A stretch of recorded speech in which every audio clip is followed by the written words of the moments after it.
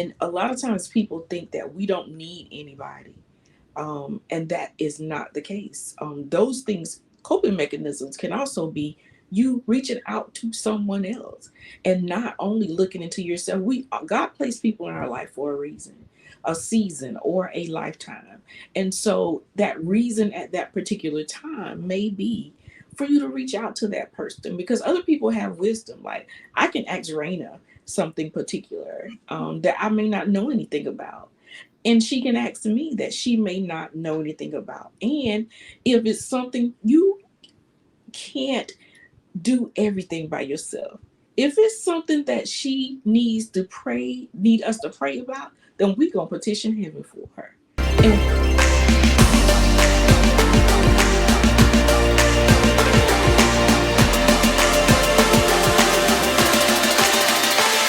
And All right, y'all. So we're doing something a little bit different today here on the Regal Life channel. We finally have a guest, and I am so excited. Let me tell y'all, this is one of the queens that are a part of my council, or that is a part of my council. She is a licensed professional counselor in South Carolina. She has a master's. Okay, put respect on her name. She has a master's in clinical mental health counseling. And throughout getting her master's, she kept a 4.0 average. Unheard of. Okay, her name is Natasha Washington. Hey, sis. I'm hey, so happy to have you on the Queen. channel. Say what's up to the royal family. Hey, royal family. Yes, I'm sorry, y'all. I am so giddy because we have been in each other's lives for what, like the past few months? Yeah, since The April, past, May. Mm-hmm. yes, since April or May. And let me tell y'all, she is everything. Okay, she makes me laugh. She is full of wisdom, and I really just wanted to stop being so selfish and share her with y'all just a little bit. So today, this is our last episode of the Faith Over Fear series.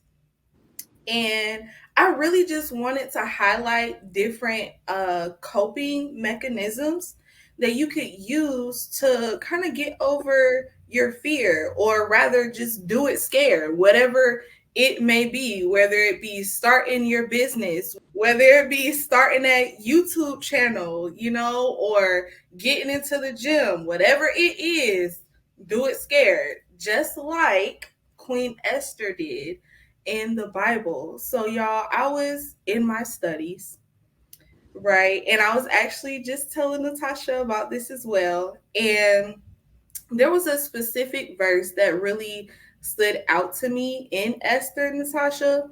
And it was Esther chapter 4, and it was verse 16. So it says, "Go and gather together all the Jews of Susa and fast for me. Do not eat or drink for 3 days, night or day. My maids and I will do the same. And then, though it is against the law, I will go and see the king. If I must die, I must die." So, for those of y'all who aren't familiar with the story of Esther, Queen Esther, during this time, she was really in a do or die situation.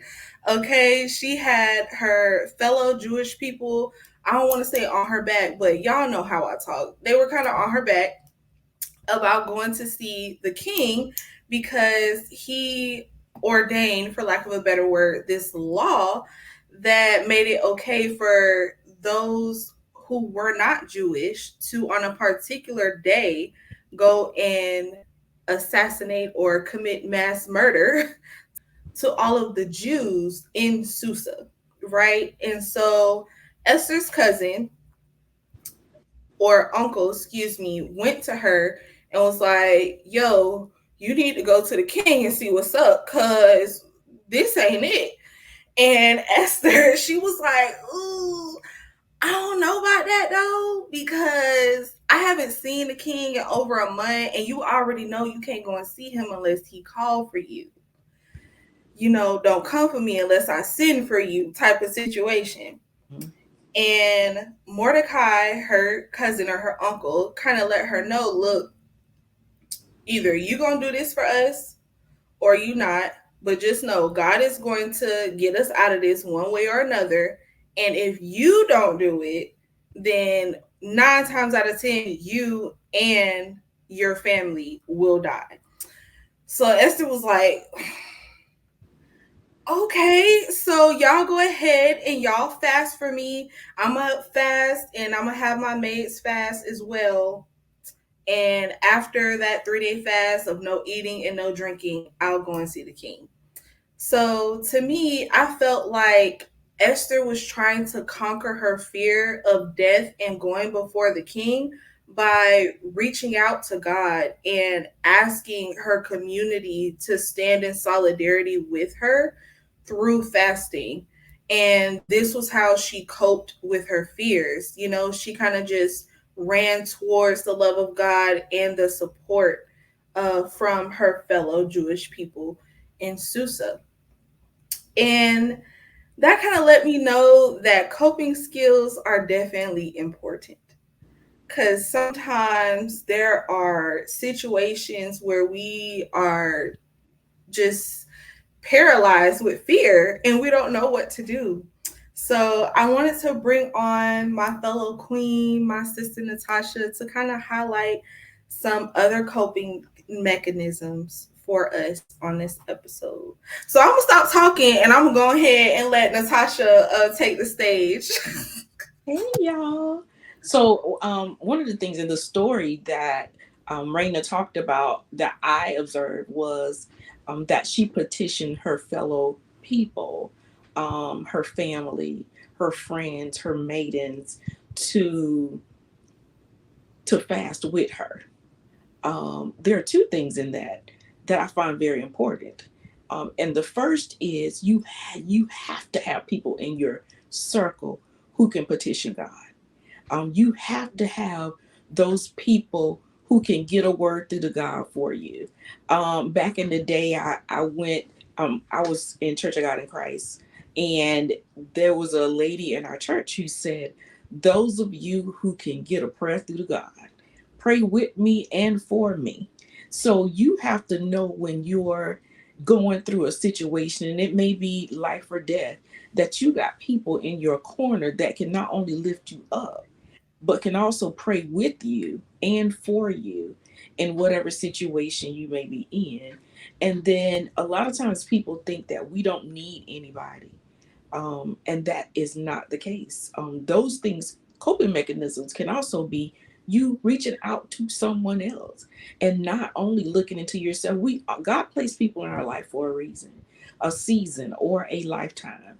And so that reason at that particular time may be for you to reach out to that person because other people have wisdom. Like I can ask Raina something particular that I may not know anything about, and she can ask me that she may not know anything about. And if it's something you can't do everything by yourself, if it's something that she need us to pray about, then we gonna petition heaven for her, and we don't even have to know what it is.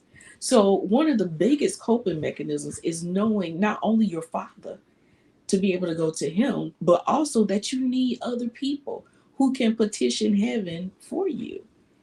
Those are very, very important coping mechanisms. And from a clinical perspective, if it's something that you fear so bad that it is stifling your walk or stifling your life, then seek professional help. That's what they're there for. I know it's very taboo in the African American culture that we don't tell everybody our business, or we don't want anybody to know that we going through. We just want to pray about everything, but we supposed to pray, but God gives those people who have the professional experience, he give them that gift, so go to those people they can't tell nobody. Look, they under oath. Put them in Yes, jail. They do. yes. For Report those them. of y'all you who know don't know, yeah, okay. they can't tell anybody, and therefore they're there to help you go through the issues that you're going through. And if you're in fear and you're stifling your life, then talk to somebody. If you don't have that person in your life that you can talk to, then seek professional help. um, so that's one of my biggest things. And if you can't find anyone, there are things that you can do yourself, um, that can help you in your fear. There are some things you can do: stress management. You can sit and relax and do breathing techniques, and they sound lame. It really does. Because you want me to do something I already do, which is breathe, you know, and All it's day, so every fun. day. Right. You can listen to me. I'm a music head, so their music is so healing. And so you can listen to music that speaks to whatever your situation is. So get you a good playlist, a worship music, pray and petition God for whatever that issue is. And while you're petitioning God, then make sure you reach out to someone. And a lot of times, when we're fearing something and it is actually stifling our life, then there are a lot of techniques that counselors use, such as, they'll expose you. It's called exposure therapy, but they'll expose you to those things in little pieces that can, wipe that fear, that'll help you deal with those things in little chunks until you're no longer fearing that thing.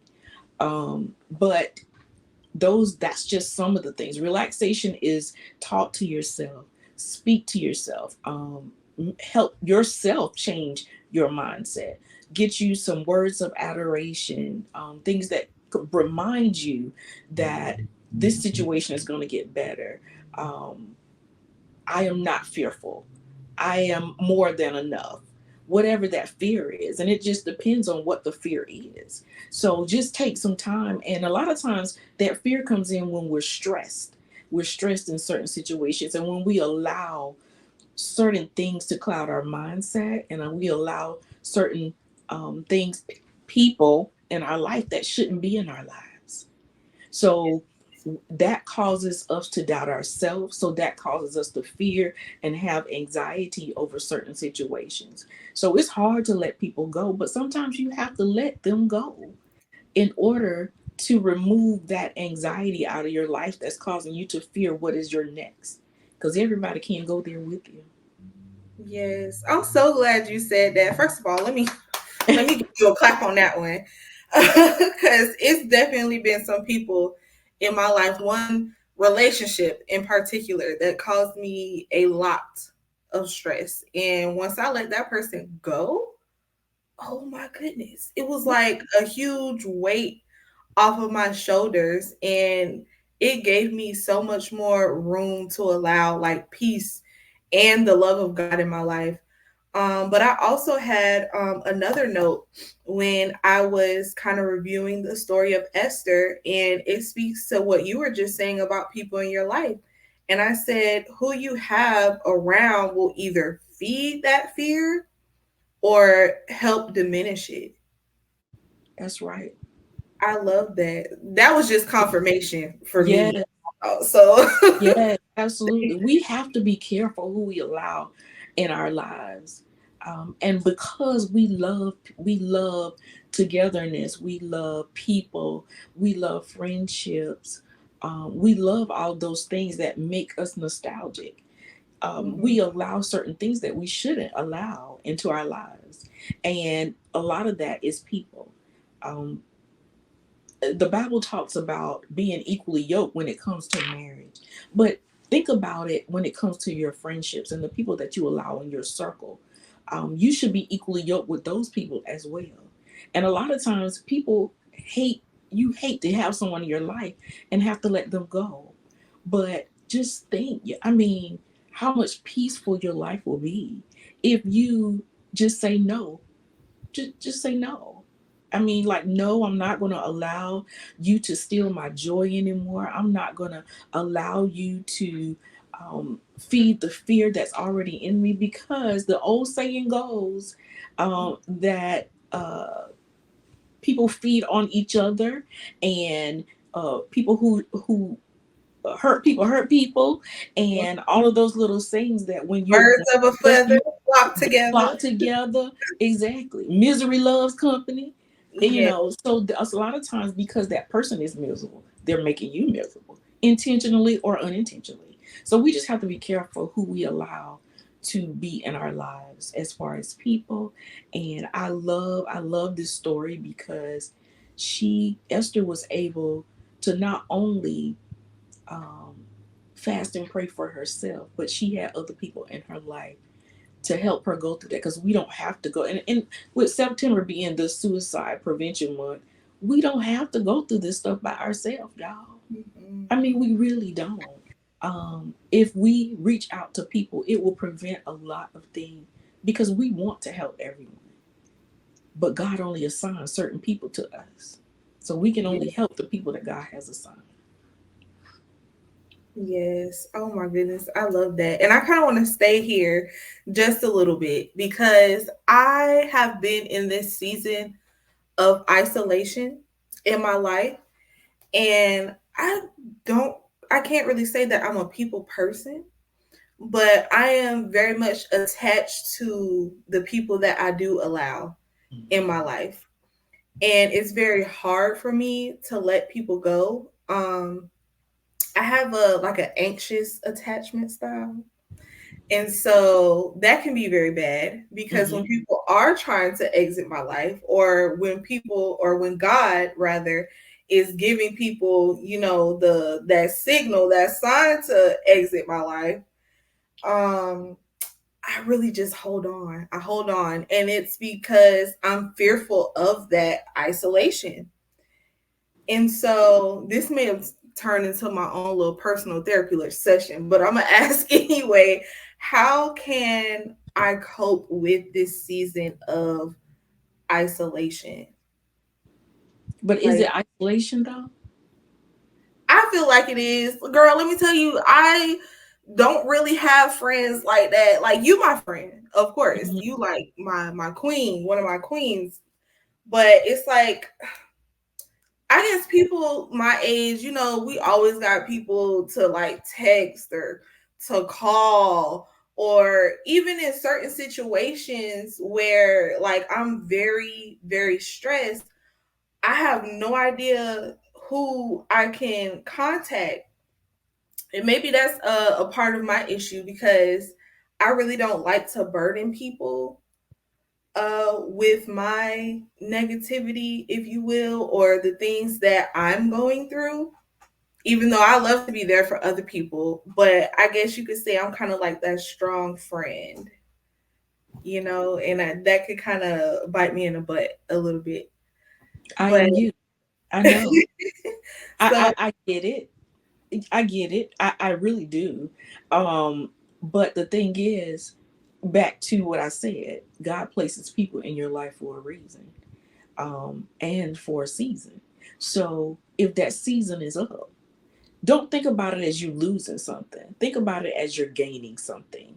You've gotten the experience that God wanted you to give from that person, and then something better is coming. You're going to gain more experience. The next person that God places in your life is going to teach you more things. You're going to learn more things from that person.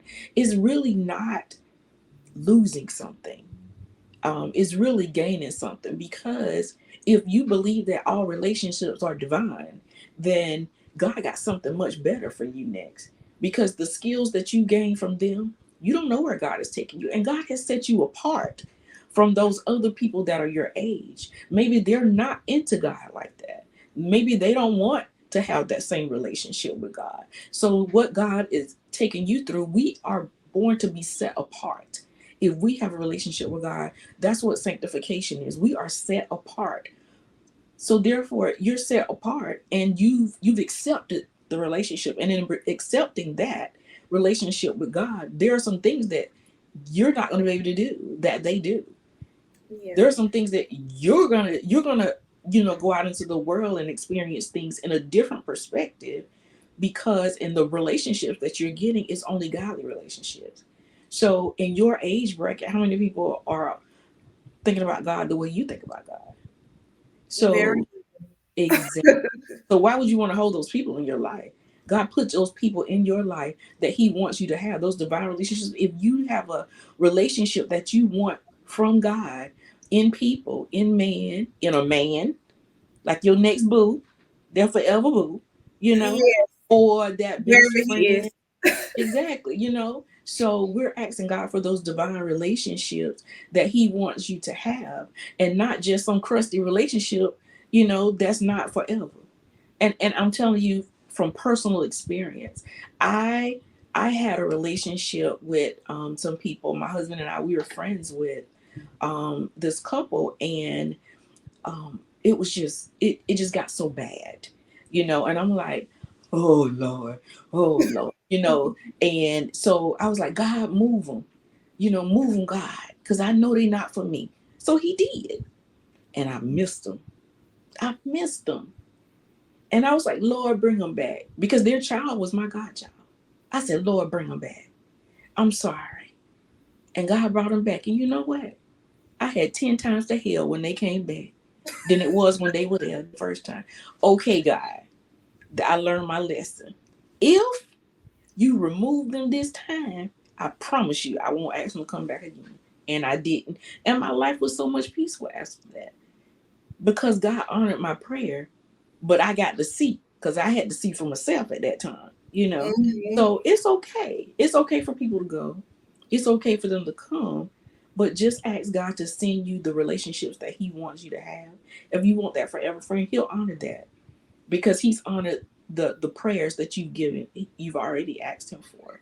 So I mean, that's like the biggest thing. You don't have to stress out about it, because it's not you losing something. It's always a gain when you're a child of God. That part. I understand that. But while I'm in the middle, Uh-uh. I get how do I navigate or how do I deal with those emotions, like just feeling lonely, while I'm waiting for that forever friend or that forever relationship? How do I Let me navigate? ask you this: what do you do on your how do you find relationships? How do you develop relationships with people? What are you doing to get out there and make relationships with people? Or do you always go home and get in your little bubble, or you go home and go to your parents' house? Or what do you do? What do you do to get out there? What do See, you do? I will just scratch the back of my neck on That that part, one. that part, that I'm part right just there. Because you have to put some action in there too now. God ain't gonna just make somebody fall in your lap and say, girl, I'm your friend. It ain't gonna happen like that.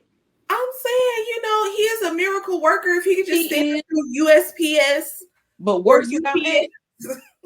Works without action. Work. I mean, you asking for something, but what are you doing to make that thing happen yourself? You got to do your part. Okay, so while I'm waiting for that forever friend, it's not really just a stagnant waiting. Mm-hmm. It's Mm-hmm. action. You got to put some action Right. in Mm-hmm. those words. So what you Okay. doing?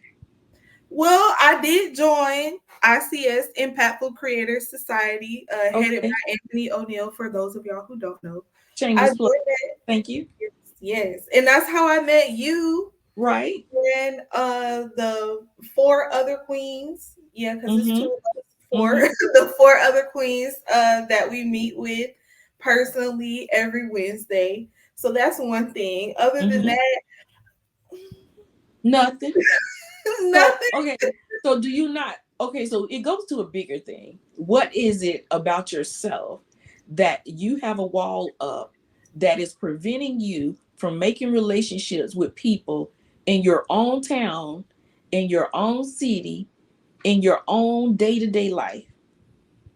Because actually, you meeting people virtually is a wall, because you're scared and fearful to make relationships in your own area. So what has happened? That would be the question. I know.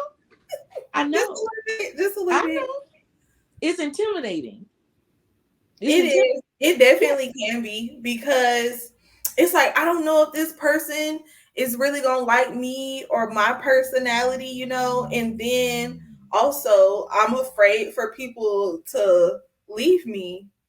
So it's like I don't know if I want to put myself in that vulnerable position. So you don't trust God in that part of your life. You ain't have to come all up in my backyard like that. I'm just saying. You asked the question, so you don't trust God, like you say you do. We working on it. Okay. We working on it. So you ask the question, what why you waiting? You gonna have to trust God. God didn't give you a time. Have you even prayed about it? God send me I people. have, I Okay. have, but Now be like you specific. said, I haven't put actions That's behind correct. Okay. Your question is answered. it. Thank you. I feel like I just got whooping low key, but it wasn't just me though. Those of y'all who are watching, I know it's somebody in this viewership that has my same struggle. So I ain't get a whooping all by myself. So that's okay. Okay, that's okay. So I know that Esther, she had at least 3 days to fast, which I feel like is a wonderful coping mechanism for fear, because fasting, for those of y'all who don't know, it's really just a way to make room, to make time to get closer to God. That's how I view fasting. But for some of us who don't have 3 days, like for me, the a couple weeks ago, I was on a plane and I couldn't fast for 3 days while I was on the plane. I needed something that was kind of gonna help me calm down right then and there, or at least within the next 15 to 20 minutes. So I personally use this coping mechanism that I found in Kobe Campbell's book, Why Am I Like This? I have it right here. And the coping mechanism was, I hope I put the letters correctly, but EMDR. Off the top of my head, I'm not sure what it stands for. Google it, look it up, y'all. But basically, she taught me that having a safe place is a good coping mechanism. So for me, my safe place is my shower. Don't ask me why. It just is. I love the LED lights, the music that I play, me getting clean.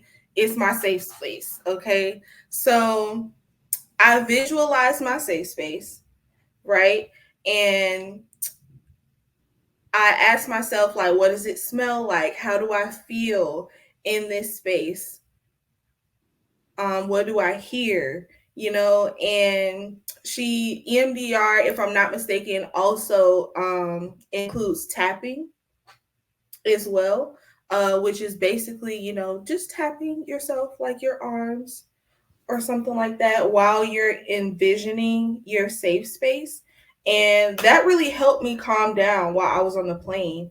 So I know you mentioned a few minutes ago, Natasha, but what are some coping mechanisms that you personally use, or that you've taken some of your patients or clients through to kind of help them cope with fear in the moment?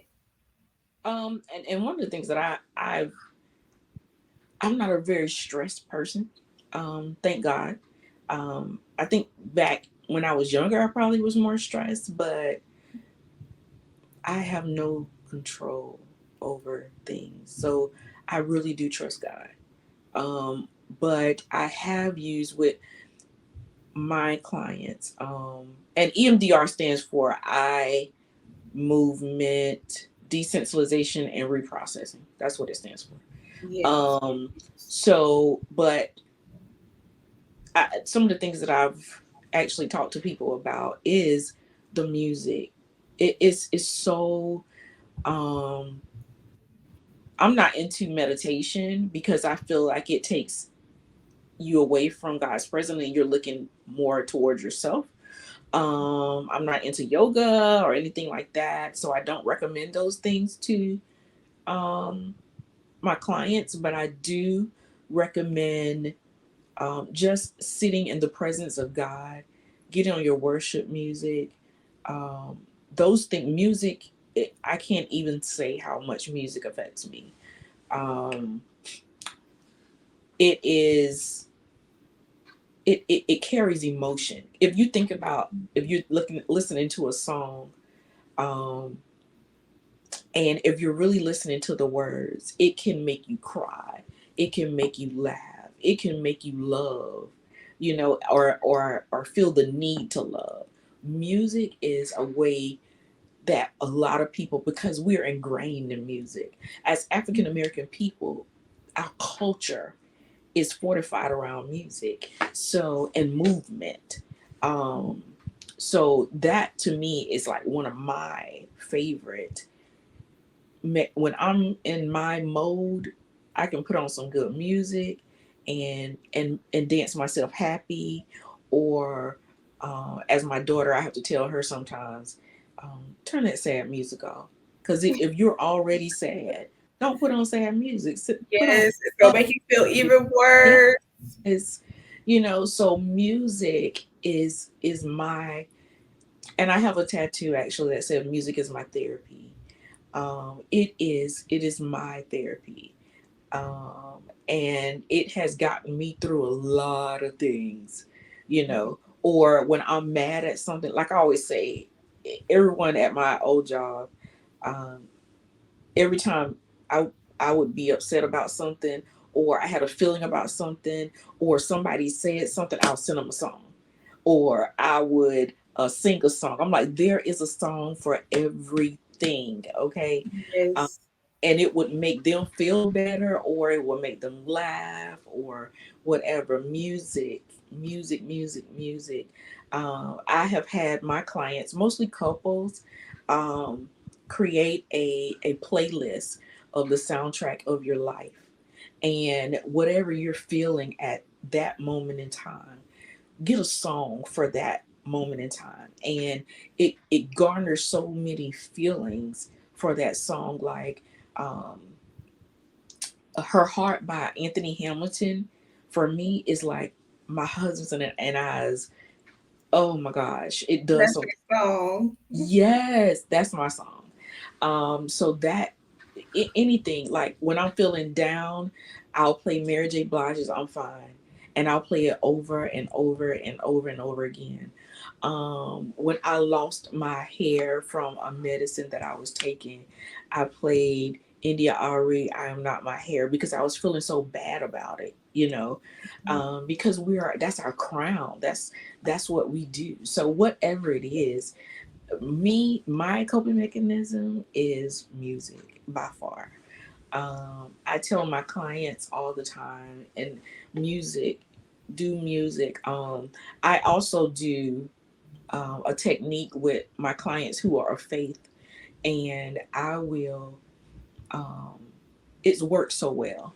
I will take a passage of scripture. Let's say, for instance, um, Jesus walking on the water and walking out to the boat, and I will say something to the effect of, just imagine that you're walking on the water to God and He's reaching out to you.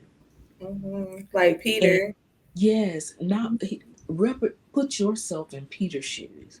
When God said, just reach out your hand, it is you. God is calling you, saying, come to you. So what is it?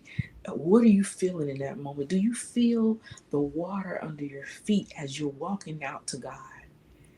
Just to put you in a moment of a relaxing, calm situation, or put you in a moment of no fear, no thought process. All you're doing is focusing on God. It's guided imagery, is what it is. And a lot of providers who do hypnotism, they do a lot of that as well, guided imagery. But that, it really does work.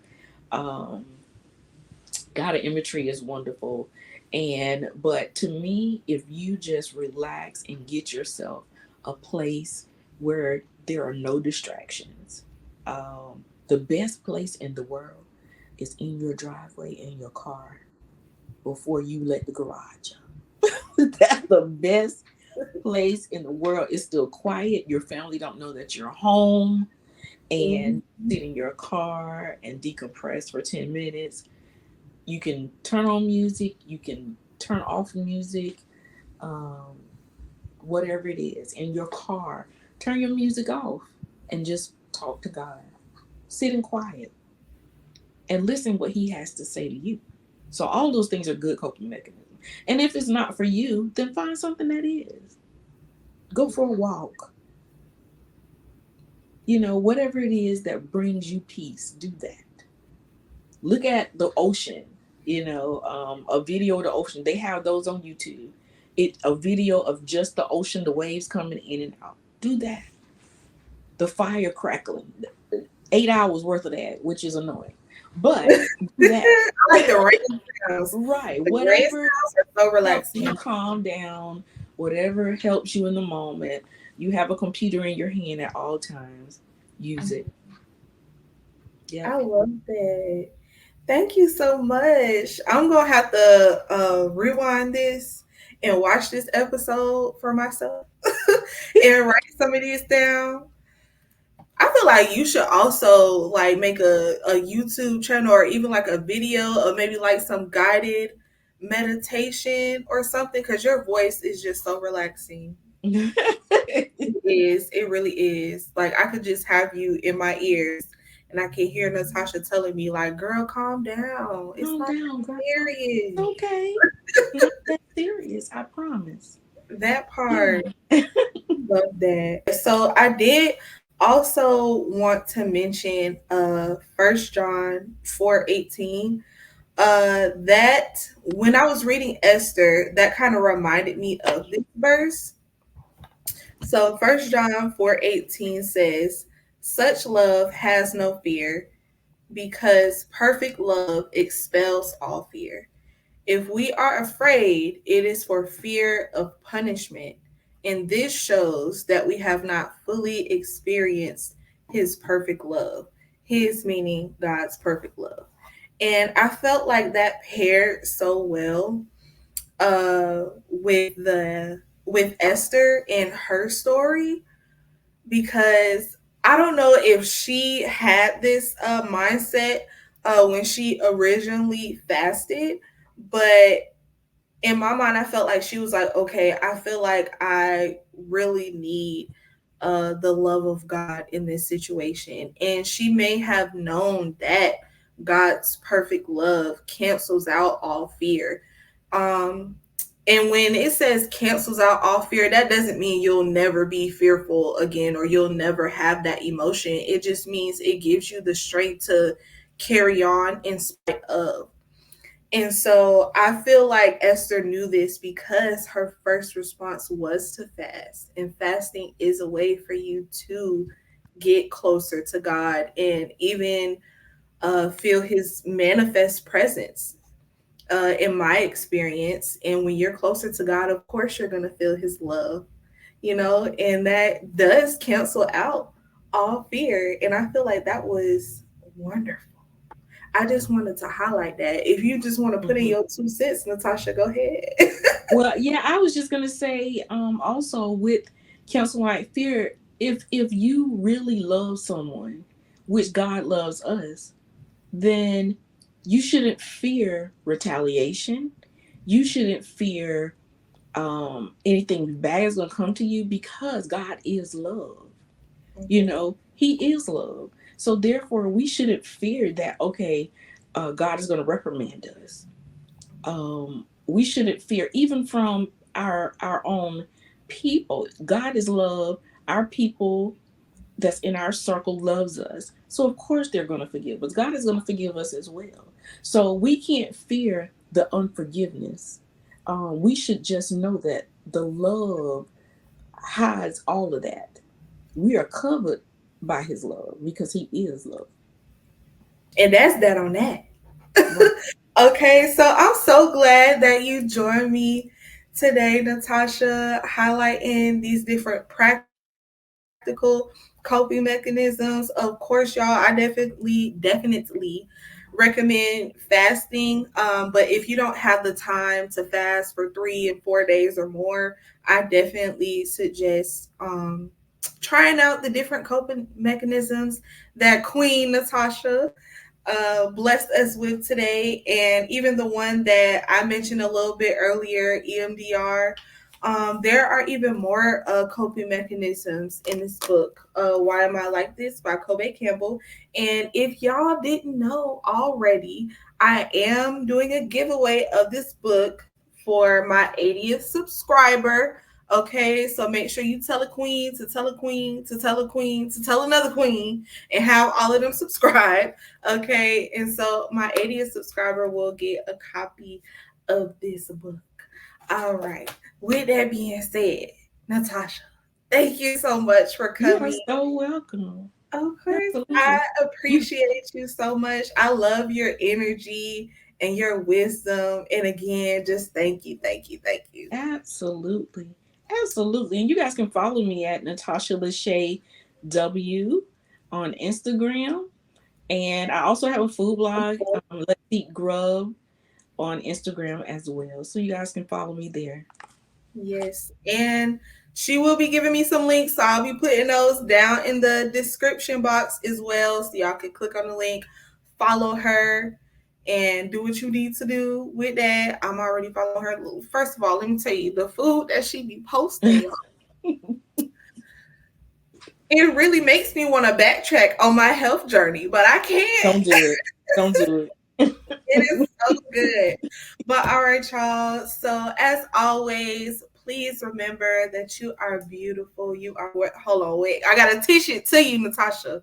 This is a affirmation, okay? And I got some hand signs with it as well. So the first one is you are beautiful. Yes, you are worthy. Worthy? Yes, worthy like the green, like Yes. yes, worthy. Dollar And then dollar you got bill. the crown. You are royalty. You are royalty. Yes, so All you are right. beautiful, Yes. you are You're worthy, and beautiful. you You are are worthy. royalty. And you are royalty. All Yes, right. you know work Yeah. on the hand signs. Okay. Listen. But I will see y'all in my next one. Bye. Bye.